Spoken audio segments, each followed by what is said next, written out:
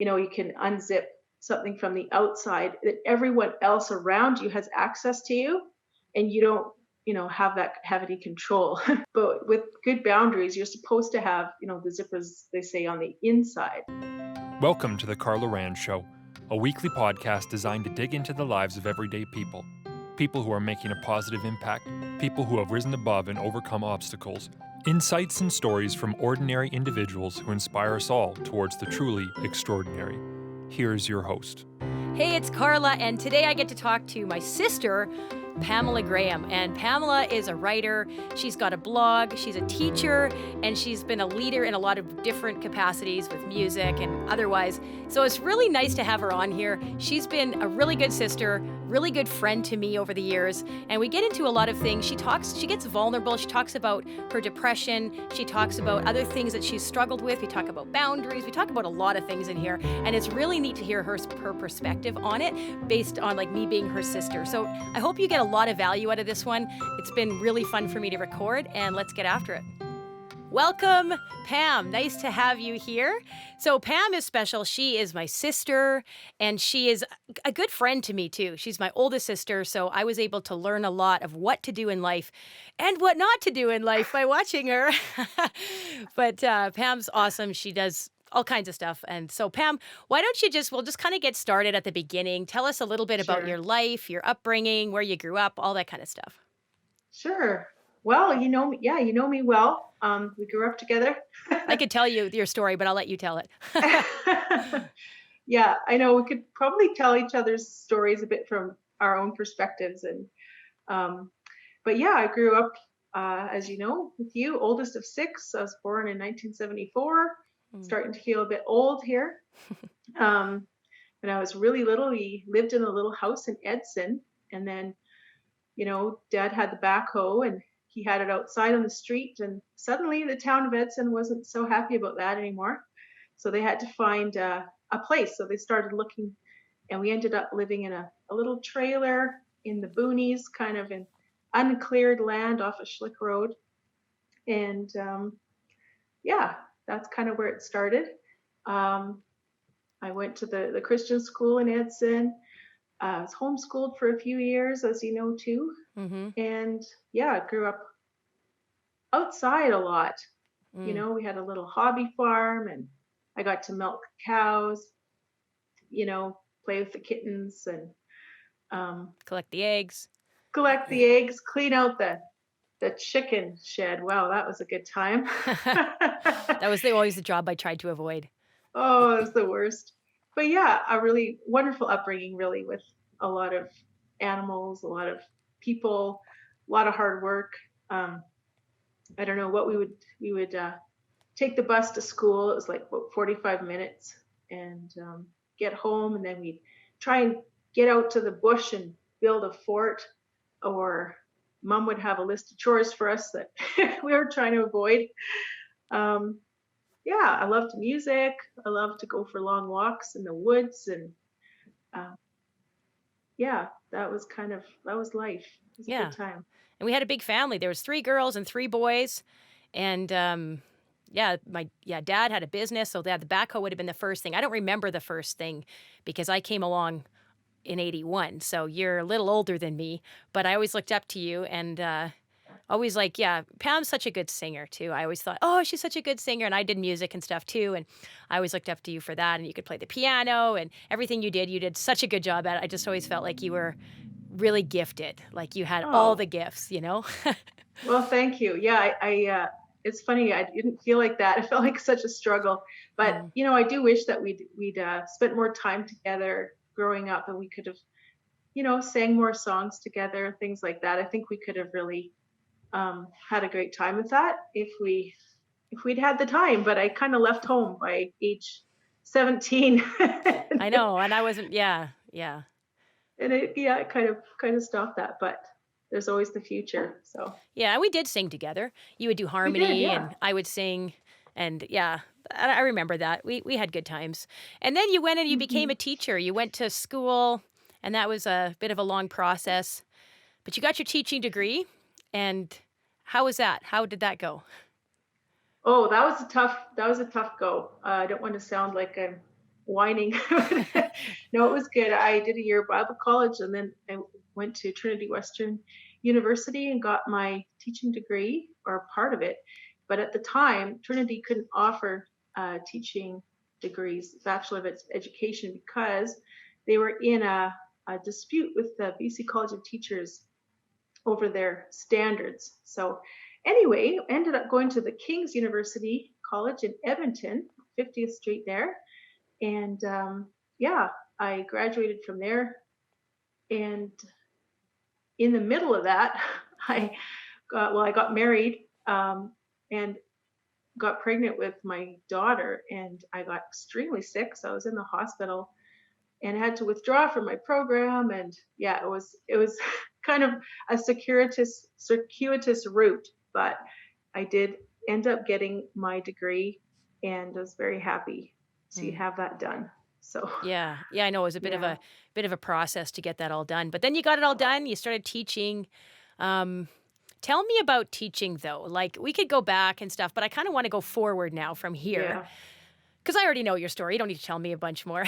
We'll actually go good back point. and we'll get into your story more later. But tell me about teaching right now with this whole COVID-19 thing. A lot of teachers are kind of pulling their hair out. A lot of parents, including myself, are kind of pulling their hair out. A lot of students are. What's your perspective on it? What's your take on it? How has it been going for you? Oh, Carla, that's a good question. There are so many avenues we could walk down with this question, but I guess from a teacher's perspective, it's been a tough transition Mm, because, you feel a lot of powerlessness. There's like this lack of control. You can't walk around your classroom and the hallways and see how your students are doing, right? So you mm-hmm, kind of lose touch with some of them. You're not really getting any work in from them. You don't know what's going on in their life. And then you have others that are, really interactive. They want to hear from you every day. They're handing in all their assignments, and they almost want you to do more. So there's this tension. mm, I'm used to interacting with students and walking around my classroom, and the teaching day is kind of tiring. You get a lot of exercise, actually. yeah. Get a lot of steps in, as you would say. Mm-hmm, yeah. Get your steps But in. yeah, but now I just feel really stuck. Like I'm stuck in front of my computer, and I don't move for a lot of the day, which isn't great, I know. And I end up working late at night. You get a lot of late night stuff, and a lot of teachers say, "Well, you just got to stop. You got to stop at this time, and then you're done." And there's wisdom in that, but the problem is, I mean, last night I had a student hand something in at 4:30 in the morning. Mm, It just kind of, gee. I didn't have to get up for that or anything, but that's the reality of, you don't want to lose track of these kids. If they're going to hand something in, you want to be there. If they have a message, you don't want to say, sorry, I'll talk to you tomorrow, because that might be, you might not be able to get a hold of them tomorrow. Mm-hmm. Right. So there's this kind of seize the day kind of thing. But yeah, that's the other part of it on the student side is, I really feel like students are in different scenarios. That makes sense. Mm-hmm. Like there are some families and some students that have really high expectations, um, and rightly so. They want lots of work. They want to kind of get their money's worth, right? Mm-hmm. And they don't want their kids to lose any education, Mm-hmm. and they have the time and they have the resources, and they're on it, you know. Mm-hmm. And then there's a lot of other families that maybe somebody lost their job in the family. Maybe they're undergoing, a huge amount of stress or tension. Maybe, yeah, there's some families that they're calving season. They're getting ready for planting. Lots of Mm-hmm. rural families, as you can Mm-hmm. probably identify with. I get it. I get it. Yeah. Yeah, and so, I feel for them because they're struggling. They're like, I don't what? I mean, I don't even have time for this. Like I got a million things on my plate, and now I've got to do school too, Yeah. right? So what do you think's the So, biggest challenge? Is the biggest challenge then just that you just really don't have the control? Would you say that's the biggest challenge? yeah, that is a big challenge. And I don't really want to phrase it that way because I don't want it to seem like teachers are really controlling. But, you know, we all want a sense of control over our lives. And I think in a larger scale right now with this pandemic, everyone's feeling a bit out of control. You know, you don't even feel like you can control when you go to the grocery store and how much you buy. And, you know, if you need something, you feel like you can't just run out and get it, you know. Um, so there's just that underlying thing. And then plus not being able to really control everything.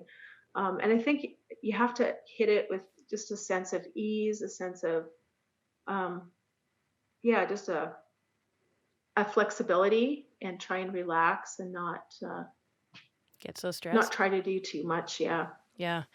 Yeah. Hmm. Well, I think it's tough for all the teachers, and I think it depends on what kind of teacher you have. Like, I know for some of my kids, some of the teachers just give them kind of a packet. Some of the teachers want them to check in at this time and check in at that time and do this, and it's just like, oh my goodness, like how do I do it? And my challenge is, with 6 kids, everybody's doing something different, and so for Right. me to be here at this time and there at this, like, it just gets a little bit nuts. And we only have so many devices, right? Although the school did give us some extra computers, so that was a huge help. But I just feel like, yeah, everybody kind of has a different system. And I feel like if we communicate, teachers and parents can communicate really good with the students and with each other, then hopefully we can find something that works as much as possible for everybody. But you still have to tweak it for each family based on their situation, right? Yeah. And I think that's what teachers really need to do right now is not take themselves too seriously, not take their job so seriously, and be willing to adjust for every situation, and Mm-hmm. just hold all these things kind of loosely, Mm-hmm. you know. And some teachers have a hard time with that. Some teachers can get very rigid, um, and they need to be able to not take themselves so seriously, or Mm-hmm. their subject. Yeah. They, my subject that I teach, like I teach language arts, and is that the most important subject, right? um, Mm-hmm. I have to remember that these kids are not just getting language arts lessons. They're getting um, all kinds of, there's science, there's math, there's different teaching methods, there's different delivery methods. Um, so the way I'm kind of trying to deal with that is just, I keep saying every time I have a chance to talk to them, give me feedback. How are you doing? Send me a message, Mm-hmm. um, just really have an openness so that they feel like they can get a hold of me. Mm-hmm. And I think that's helping. But yeah, there's still issues for sure. Yeah. Well, and then there will be. We're going to have to figure it out. But I want to move on to something Hmm. else now. And what I want to talk to you about a little bit is boundaries. And I know we're kind of shifting gears here, but just, Yeah. I know, we've had conversations about this, is just like, and I feel like it's so important in our lives, especially as moms, wives, to have some sort of boundaries and to have healthy boundaries. Like, what would you say about kind of the role that boundaries has played in your life, or how, like, what have you learned about boundaries when it comes Mm. to other people, when it comes to just like kind of protecting yourself from stress or from, whatever. Yeah, that is a pretty key issue, key question in my life Mm, for sure. I have lots of memories of not having boundaries, and they make sense to me now, but at the time they didn't make sense, right? mm, So for example, when I was little, went over to a friend's house, and she had all these awesome dress up dresses, like princess dresses. mm-hmm, And she wanted me to wear a certain one. And I remember just being like, thinking, well, she's a little bit bossy, but that's okay. That's what she needs to be like. And I'm a good follower, so I'll just do what she wants. mm-hmm, But I remember just feeling kind of sad because she kept making me wear the ugly things, the things that didn't fit, and I never was assertive enough to say, well, that's not right. I mm-hmm, just would always go along with it. Um, mm-hmm. I didn't really have an ability to be assertive, so yeah, definitely grew up with a real, zippers on the outside.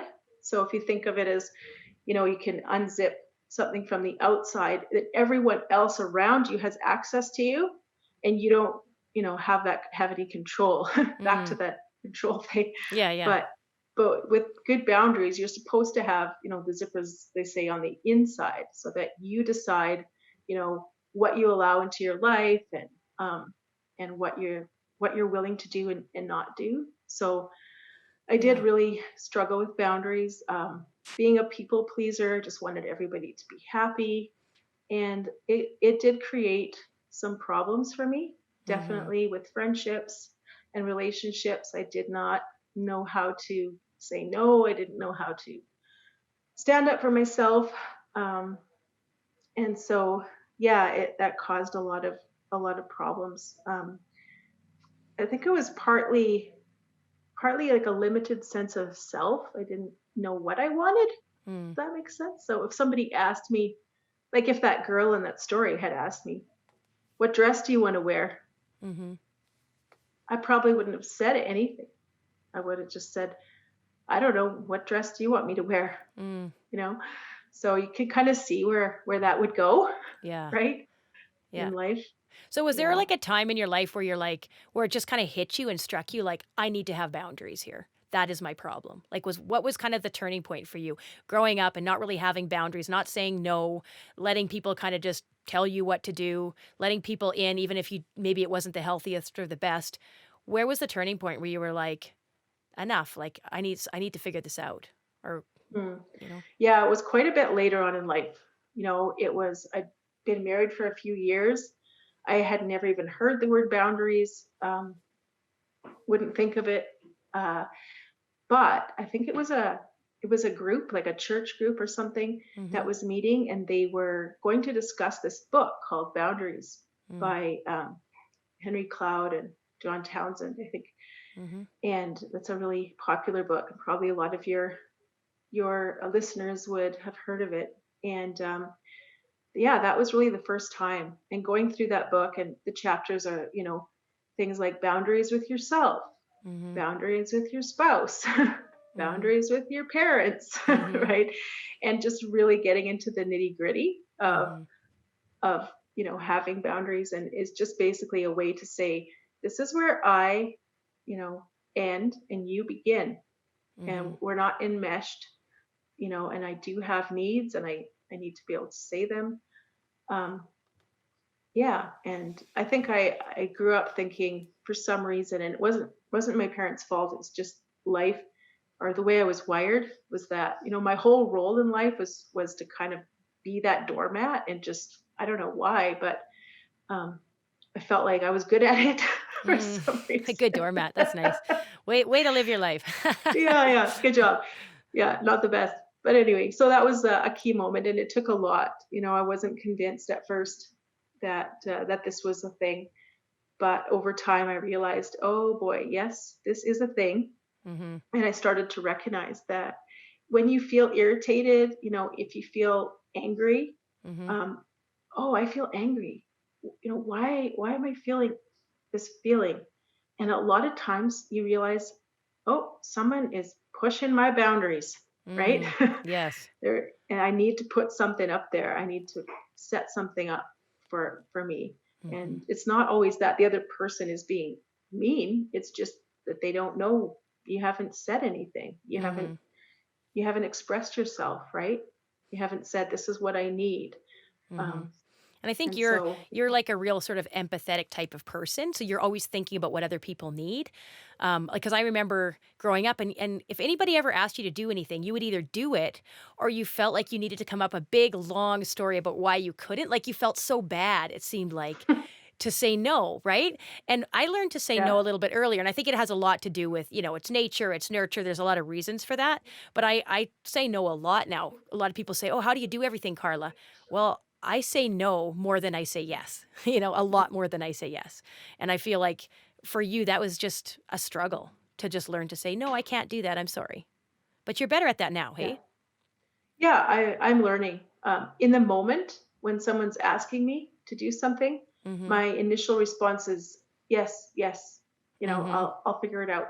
I'll make it work. We can do this. Mm-hmm.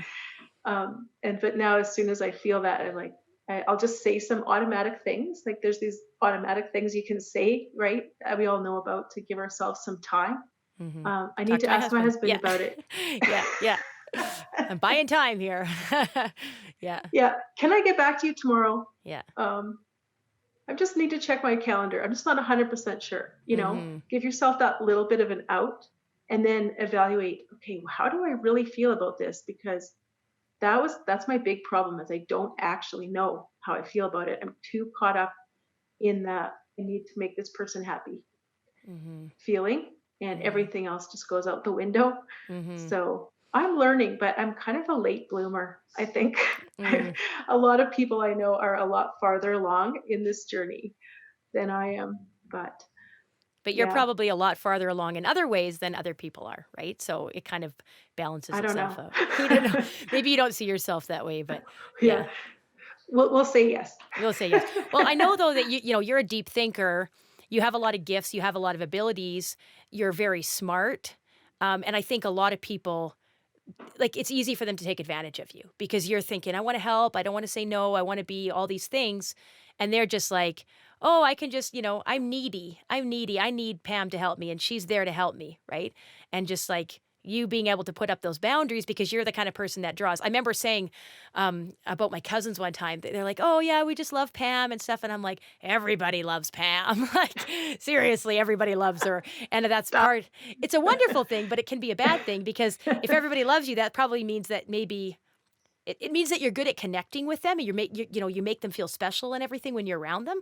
But it also Mhm. means that maybe you're not putting up some of those walls or boundaries when you need to too, right? Yeah, if everybody likes you, then there's a problem Mm-hmm. because there's always going to, there should be people that aren't your fan, Yeah. right? And so Mm-hmm. if everybody likes you, then you definitely have a boundary problem. Mm-hmm. So Yeah. yeah, something I would say to people to just think about, Yeah. how important is it that I please people? Is it the most important thing? And there's another piece of that puzzle for me though. It was that, that have you heard of FOMO? I think so. the Yeah. fear of the fear of missing out. Yes. Yes. That's Yes. what the kids say. Mm-hmm. I don't know. Mm-hmm. Um, but the fear of missing out, I thought about it, and I wanted to experience everything, and I thought that every opportunity that was presented to me, I had to do because Mm-hmm. it would somehow advance my life and my career. It would help me in some way. So everything that came down the pike, I'd be like, "Yeah, okay, sure, let's do it." And I should have thought about it. I should have, made better choices and evaluated like what's important instead of just jumping on everything. So Mm-hmm. yeah, that was a problem too. Yeah. And I feel like growing up, you were like I thought of you as an extrovert because you were so you know how to extrovert so well. You're a teacher, you sing up front, you lead music, like you do all that kind of stuff. So you've been kind of in the public eye a lot and you like parties and you have fun. But then like I discovered that you're actually not an extrovert. You can extrovert well, but you're actually an introvert. So it really takes it out of you to do that. So I can see why if you have all these things going on, it's just going to sap you. Whereas for me, being an extrovert, if I have a lot of things going on, I'm like hopped up, like I'm way up here, and I'm like, woohoo. Yeah, So, yeah. yeah, that's a really good point. And I did, extrovert too much, and I, if you make when you make machinery do too much, like let's Mm-hmm. say you have a rototiller in the garden, Mm-hmm. what happens if you let it take too much dirt, and go too deep? It it seizes up, right? Yeah. And so I did spend a lot of time in that seized up situation and got really stuck and Mm-hmm. did have some struggles because of it for sure. Yeah. Why don't you share some of those struggles with me, with our listeners? Like, what did it look like for you? What was your biggest, I don't know if say biggest struggle, but just share some of those struggles with us. Sure. Yeah, a lot of the struggles I went through um, were in relationships with friends and people and not feeling seen or heard. Mm-hmm. Um, but what happened is when I went to college, university, I ended up being diagnosed with depression, and I didn't actually believe that depression was a thing, so that was difficult. And I remember I was sick. I was always sick, and I lost all motivation. I wasn't sure what I was supposed to be doing from day to day. Like I'd lost control of my schedule. Um, I was really tired all the time, but I couldn't sleep. And yeah, just exhausted and sick.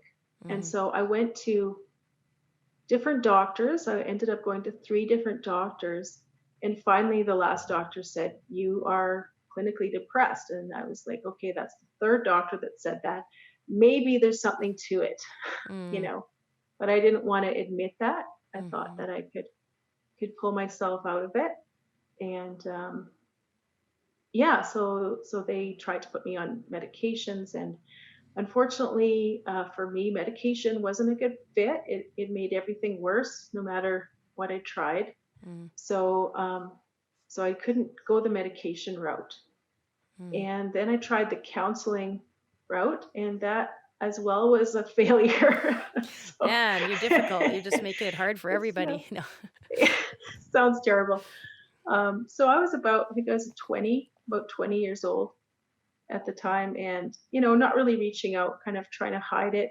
I did reach out to a few professors to just say, look, um, I'm not doing well, and this is why, like, I'm not at class, or I'm failing this part of the class. And some of them, a few of them, I remember being sympathetic, and a couple of them said, well, you just need to stop thinking of yourself so much. You need to get out and do something for someone else. And they're meaning well, but I bet you other people, that are listening may have heard that. You need to help somebody else. Um, Mhm. but anyway, yeah. So I just kind of got through that slowly, and yeah. Uh, but for anyone who does feel like they're depressed, medication does work for the majority of people. So, you know, that can be a really good way to go. And Mhm. counseling does work for a lot of people. And I still haven't quite figured out, why counseling hasn't ever resonated with me. But if I do figure it out, maybe we can do this again, and, and I'll let you know. You can counsel me, or yeah, you counsel me and tell me, yeah, fix all my Yeah. problems. Yeah. Oh. So, I mean, depression, what does it feel like to be depressed? Like, I used to think kind of like that prof did. Like, if somebody's depressed, you got to snap out of it, get to work, get busy, stop moping around, that whole attitude. And then when I was pregnant with my last three, I felt that feeling, just that feeling like I don't want to do anything. I remember Jason even said to me, my husband said to me, he's like, your eyes just look dull. Like, you just look Mm, like like, there's no light in your eyes. And I was like, and as soon as I had the baby, and like I guess my hormones changed or whatever, there was that sparkle in my eye. Like he said it right away. Like, he's like, yeah, you got that light in your eye again. Like, so it was just like I was in this dark hole, and I just wanted to go to sleep, and I just wanted everybody to leave me alone. I felt overwhelmed, and I couldn't do anything. I felt bad about myself, and that wasn't depression, but it was certainly as close as I've ever been to depression. So that's kind of my experience. Like, how does it feel to you? Like, when people are mm. depressed, tell us what it feels like, because a lot of us have friends, family that say they're depressed, but we don't understand what that really looks like or feels like. Yeah, I think he described it really well. That feeling of just wanting to, escape into a dark hole, just get into a cave where nobody can see you, nobody can bother you. Everything just kind of hurts. And in daily life, we usually are thinking about the next thing, right? You're thinking about what you want to do, or what you're going to do, and there's a bit of inspiration, right? There's a bit of Mhm. initiative. Um, sort of something propelling you. And Mhm. when you're depressed, it's just like you have these huge weights on your wrists and your ankles and on your neck, Mhm. and you don't you're not thinking about the next thing.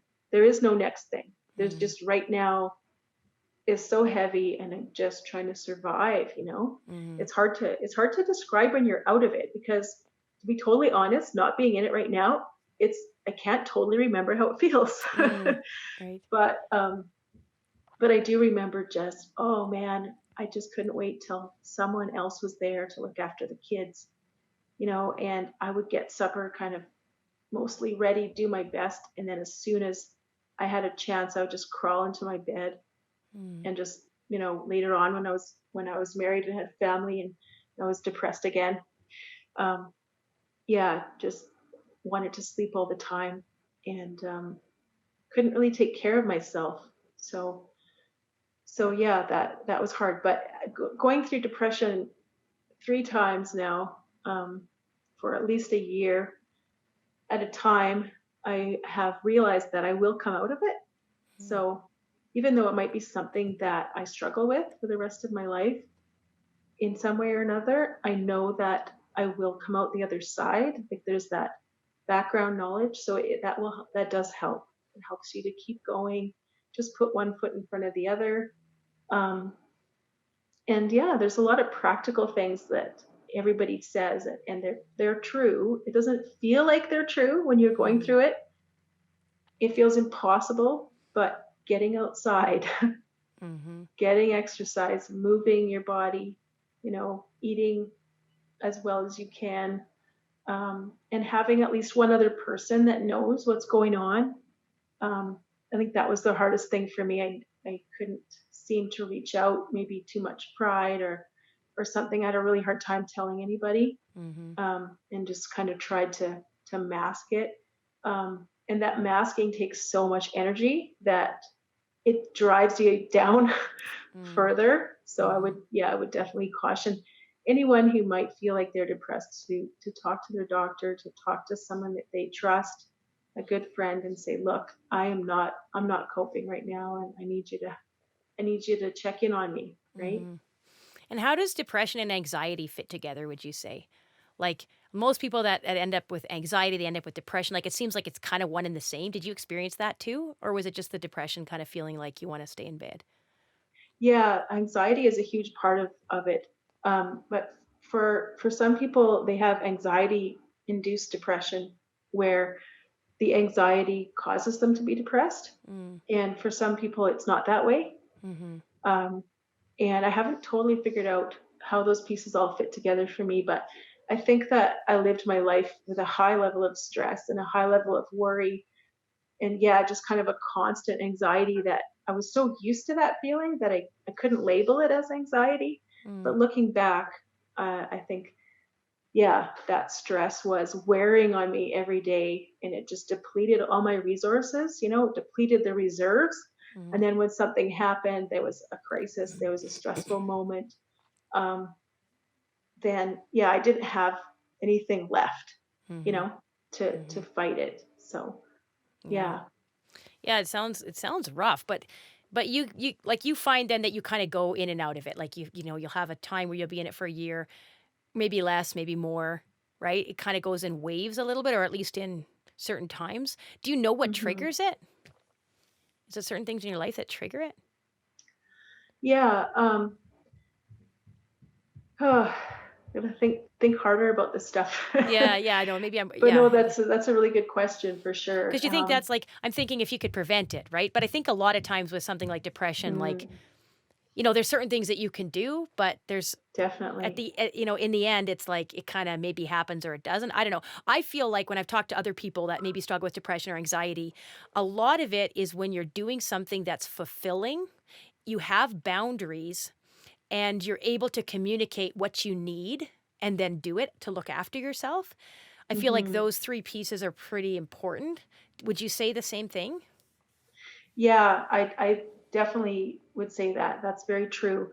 Um, and and for me, the times that it happened were all times when I was too busy, when I Mm, was overloaded, and it just kind of crept up on me. mm, It's like the frog in the pot, gradual boiling water.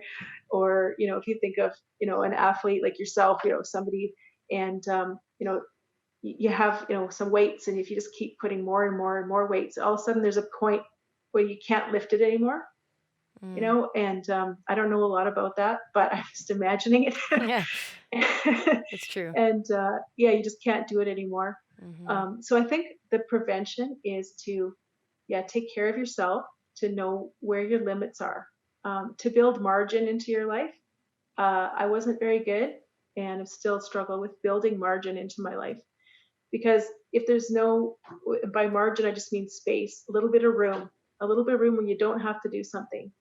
And in those times, something will fill it, of course, but you can be available maybe for someone. You can Hmm. be available for yourself. you can just let your brain kind of rest and Mm-hmm. think, and then you can get creative, right?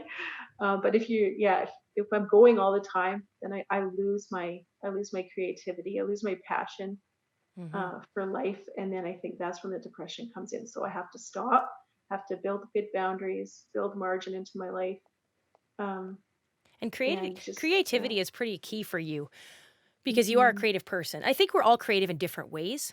I'm not an artist. I can write, but I don't love to write. Like I have ways that I'm creative, but it's not like your typical maybe creative, but for you, you like to write. You like to make music, right? And do you find that that helps you? Like does it feel good to be able to do that? Like how does that play a role in your Mhm. life?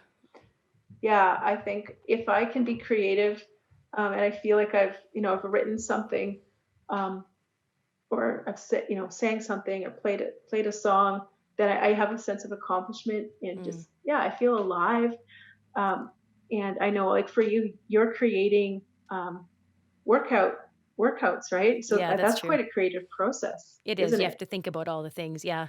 Yeah. Yeah, yeah. It's a lot like lesson planning, Mhm. for me, trying to think of the best way to put it together, how to start, and you know. Mhm. Yeah. And so, yeah, I do love writing. I love poetry, all those kind of geeky writing things. Yeah, and if people want to check out some of your work, like because you have written a lot, you don't have it all in a nice, neat little pile though, somewhere, do you?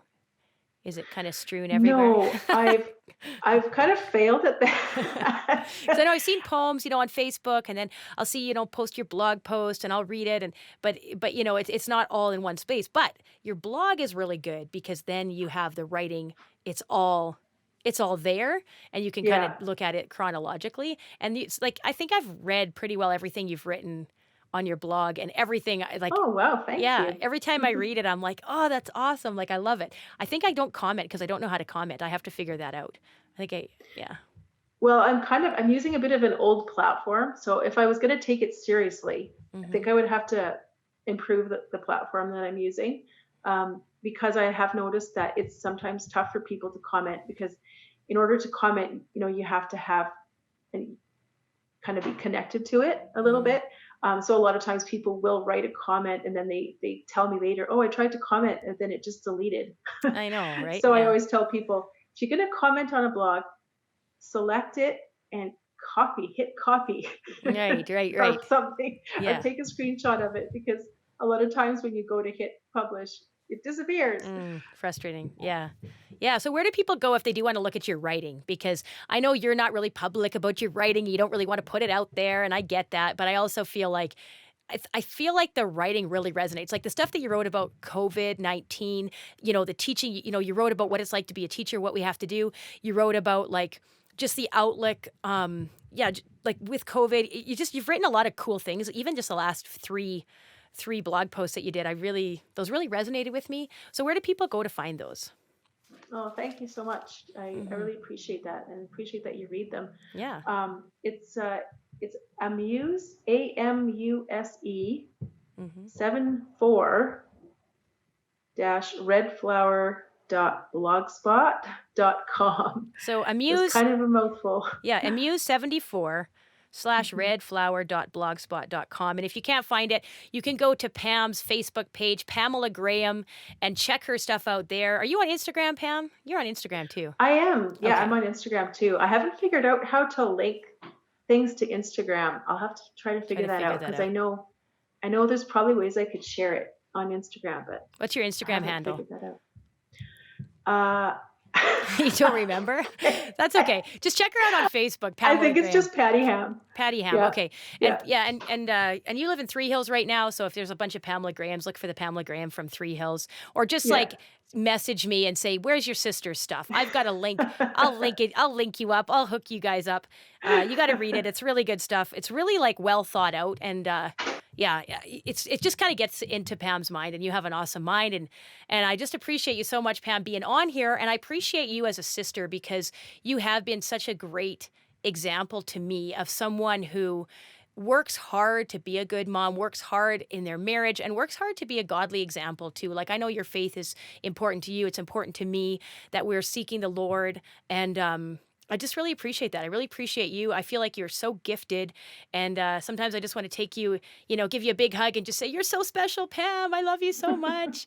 And after COVID-19, I will do that. I will do that. Yes. Looking forward to it. Yeah. Well, thank you so much. Yeah, I appreciate you having me on here. And I know that I wasn't always the best example growing up. Yeah, but But most of what I hope, saw was good. When you were being a stinker, you were gone most of the time, so I didn't have to worry about yeah, that. yeah. There's a lot of stories you could tell about that too. Yeah, well, maybe What we'll do that sometime. I'll get you back on here. I'm sure you'd just love to share all your stories, eh? Yeah, I might have to go through and edit, do some editing, but Yeah. but no, it's very true that our stories can resonate with others and help them. So Yeah. it's important to share our stories. Very important. Yes. Thank you for being vulnerable today. And such a pleasure having you, Pam. This episode is brought to you by my company, Power Fitness Online. We are a tight-knit fitness community, and we guide you every step of the way to get fit and stay fit through our live workouts, nutrition coaching, and incredible support team. Go to powerfitnessedson.com to learn more. Thank you for tuning into the podcast today. If you enjoyed it, please leave a positive review on Spotify, Stitcher, Apple Music, or wherever you're listening. And if you're watching on Facebook or YouTube, I would love to see your comments. I would love to know what you think about this episode and interact with you. I love hearing from you. Once again, I'm Carla Rand, and this is The Carla Rand Show, and I can't wait to see you next week for our next episode.